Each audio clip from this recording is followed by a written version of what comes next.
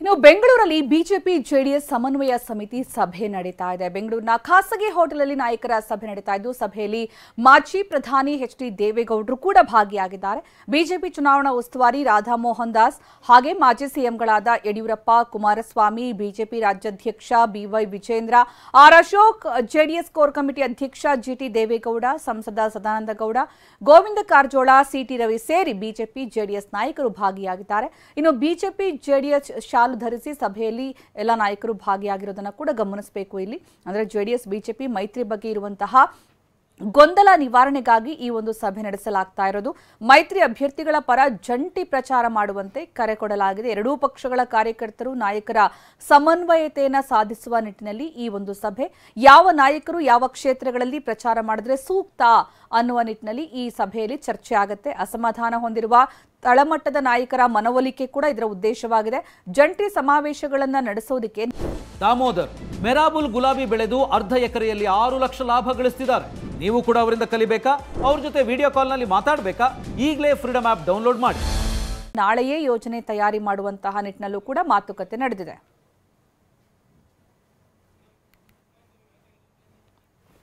ಇನ್ನು ಈ ಸಂದರ್ಭ ಎಚ್.ಡಿ.ಕೆ ಅವರು ಮಾತನಾಡಿದ್ದಾರೆ. ಏನು ಹೇಳಿದ್ದಾರೆ ಕೇಳೋಣ ಬನ್ನಿ. ರಾಜ್ಯ ಮಟ್ಟದ ನಾಯಕರು ವಿಶೇಷವಾಗಿ ಮತ್ತು ಕೆಳ ಹಂತದಲ್ಲಿ ಇರ್ತಕ್ಕಂಥ ಸಾಮಾನ್ಯ ಕಾರ್ಯಕರ್ತರು ಸಹ ಎರಡೂ ಪಕ್ಷದಲ್ಲೂ ವಿಶ್ವಾಸಗಳ ಮುಖಾಂತರ ನಮ್ಮ ಪಕ್ಷದ ರಾಷ್ಟ್ರೀಯ ಅಧ್ಯಕ್ಷರು ಸನ್ಮಾನ್ಯ ದೇವೇಗೌಡರು ಮತ್ತು ಬಿಜೆಪಿಯ ಬಿಜೆಪಿ ಭಾರತೀಯ ಜನತಾ ಪಕ್ಷದ ಹಿರಿಯ ನಾಯಕರು, ರಾಜ್ಯದ ಮಾಜಿ ಮುಖ್ಯಮಂತ್ರಿಗಳು ಯಡಿಯೂರಪ್ಪನವರು ಸಹ ಈ ಸಭೆಯಲ್ಲಿ ಏನು ಭಾಗವಹಿಸಿದ್ದಾರೆ. ನಾವೆಲ್ಲರೂ ಇವತ್ತು ಕೂತು ಎಲ್ಲ ರೀತಿಯ ಸಂದೇಶವನ್ನು ಕಾರ್ಯಕರ್ತರಿಗೆ ಮತ್ತು ಪಕ್ಷದ ಮುಖಂಡರುಗಳಿಗೆ ಎಲ್ಲೇ ಯಾವುದೇ ರೀತಿಯ ಗೊಂದಲಕ್ಕೆ ಆಸ್ಪದ ಕೊಡದೇ ಇರತಕ್ಕಂಥ ರೀತಿಯಲ್ಲಿ ನಿಜವಾದ ಮೈತ್ರಿ ಧರ್ಮ ಅಂತಕ್ಕಂಥದ್ದು ಏನು ಅನ್ನತಕ್ಕಂಥದ್ದು ಈ ಸಭೆಯ ಮುಖಾಂತರ ರಾಜ್ಯದ ಜನತೆಗೆ ತಿಳಿಸ್ತಕ್ಕಂಥ ಒಂದು ಪ್ರಮುಖವಂತ ಮಹತ್ವವಂತ ಸಭೆ ಇದು. ಸರ್, ಜಂಟಿ ಪ್ರಚಾರಗಳು ಹೇಗೆ ಸರ್? ಈಗಾಗಲೇ ಮೈಸೂರಿನಲ್ಲಿ ಜಂಟಿ ಪ್ರಚಾರ ಶುರು ಮಾಡಾಯ್ತು. ನಾವು ವಿಜೇಂದ್ರ ಅವರು, ನಾನು, ಮೈಸೂರಿನಲ್ಲಿ ಅಶ್ವತ್ಥನಾರಾಯಣ ಅವರು ನಾವೆಲ್ಲ ಏನು ಜಂಟಿ ಸಭೆ ಮಾಡಿದ್ದೇವೆ. ಮಂಡ್ಯದಲ್ಲಿ ನಾವೇನು ಸಭೆ ಮಾಡಿದ್ದೇವೆ. ಜಿ.ಟಿ. ದೇವೇಗೌಡರು ನಮ್ಮ ಜೊತೆಯಲ್ಲಿ ಅವರು ಸಹ ಏನು ಸಭೆಯಲ್ಲಿ ಭಾಗವಹಿಸಿದ್ದಾರೆ. ನಿನ್ನೆ ಅಶೋಕ್ ಅವರು, ನಾನು, ನಮ್ಮ ಚಿಕ್ಕಪೇಟೆಯ ಶಾಸಕರು ಅವರ ಮನೆಯಲ್ಲಿ ಮಾಹಿತಿ ನೀಡೋದಕ್ಕೆ ನಮ್ಮ ಪ್ರತಿನಿಧಿ ಕಿರಣ್ ಹನ್ನೆಡ್ಕ ಈಗ ನಮ್ಮ ಜೊತೆಗೆ ನೇರ ಸಂಪರ್ಕದಲ್ಲಿದೆ. ಕಿರಣ್ ಹನ್ನೆಡ್ಕ, ಈಗ ಸಮನ್ವಯ ಸಭೆಯಲ್ಲಿ ಪ್ರಮುಖವಾಗಿ ಯಾವೆಲ್ಲ ವಿಚಾರಗಳ ಬಗ್ಗೆ ಚರ್ಚೆ ಆಯಿತು ಮತ್ತೆ ಏನೇನು ನಿರ್ಧಾರಗಳನ್ನ ಕೈಗೊಳ್ಳಲಾಯಿತು? ಸುಕನ್ಯಾ, ಮಧ್ಯಾಹ್ನ 2 ಗಂಟೆವರೆಗೂ ಕೂಡ ಸಮನ್ವಯ ಸಮಿತಿ ಖಾಸಗಿ ಹೋಟೆಲ್ನಲ್ಲಿ ಸಭೆ ನಡೆಯುತ್ತೆ.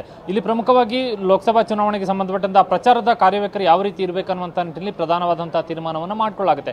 ಯಾಕಂದರೆ ಇಲ್ಲಿ ಒಕ್ಕಲಿಗ ಕ್ಷೇತ್ರಗಳಲ್ಲಿ, ಪ್ರಾಬಲ್ಯದ ಕ್ಷೇತ್ರಗಳಲ್ಲಿ, JDS ಪ್ರಾಬಲ್ಯ ಇರುವ ಕ್ಷೇತ್ರಗಳಲ್ಲಿ ಬಿಜೆಪಿ ನಾಯಕರುಗಳು ಪ್ರಚಾರವನ್ನು ಮಾಡಬೇಕೋ ಬೇಡೋ, ಅಥವಾ ಆ ಪ್ರಚಾರದ ಸಂಪೂರ್ಣವಾದಂತಹ ಜವಾಬ್ದಾರಿಯನ್ನು JDSಗೆ ಬಿಟ್ಟುಕೊಡುವಂಥದ್ದು ಅನ್ನುವಂಥ ವಿಚಾರದ ಬಗ್ಗೆ ಕೂಡ ಇವತ್ತಿನ ಸಭೆಯಲ್ಲಿ ಚರ್ಚೆಯನ್ನು ಮಾಡಲಾಗುತ್ತೆ. ಮತ್ತು ಪ್ರಧಾನಿ ನರೇಂದ್ರ ಮೋದಿ ಹಾಗೂ ಬಿಜೆಪಿಯ ಕೇಂದ್ರ ಮಟ್ಟದ ನಾಯಕರುಗಳು ಯಾರ್ಯಾರು ಪ್ರಚಾರಕ್ಕೆ ಬರ್ತಾರೆ ಅವರುಗಳು JDS ಅಭ್ಯರ್ಥಿ ಸ್ಪರ್ಧೆ ಮಾಡಿರುವಂತಹ ಕ್ಷೇತ್ರಗಳಲ್ಲಿ ಪ್ರಚಾರವನ್ನು ನಡೆಸುವಂತಹ ವಿಚಾರದ ಬಗ್ಗೆ ಕೂಡ ಇವತ್ತಿನ ಸಭೆಯಲ್ಲಿ ಚರ್ಚೆಯನ್ನು ಮಾಡಲಾಗುತ್ತೆ. ಯಾಕಂದ್ರೆ ಇಲ್ಲಿ ಪ್ರಮುಖವಾಗಿ ಇವತ್ತಿನ ಸಭೆಯಲ್ಲಿ ಚರ್ಚೆ ಆಗುವಂಥದ್ದು ಪ್ರಚಾರ ಎಷ್ಟು ಹಂತದಲ್ಲಿ ಮಾಡಬೇಕು ಮತ್ತು ಯಾವ ಸ್ಥಳಗಳಲ್ಲಿ ಯಾರ್ಯಾರು ಪ್ರಚಾರವನ್ನು ಮಾಡಬೇಕು ಅನ್ನುವಂಥ ವಿಚಾರದ ಬಗ್ಗೆ ಪ್ರಮುಖವಾದಂತಹ ಚರ್ಚೆಯನ್ನು ಇವತ್ತಿನ ಸಭೆಯಲ್ಲಿ ನಾಯಕರು ಮಾಡ್ತಾರೆ. ಯಾಕಂದ್ರೆ ಜಂಟಿ ಪ್ರಚಾರವನ್ನು ಮಾಡಬೇಕು ಅನ್ನುವಂತಹ ಒಂದು ಬೇಡಿಕೆ ಇದೆ.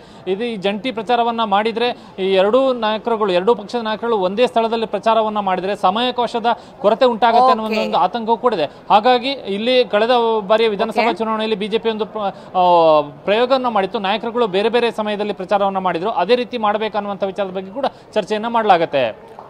ಧನ್ಯವಾದ ಕಿರಣ್.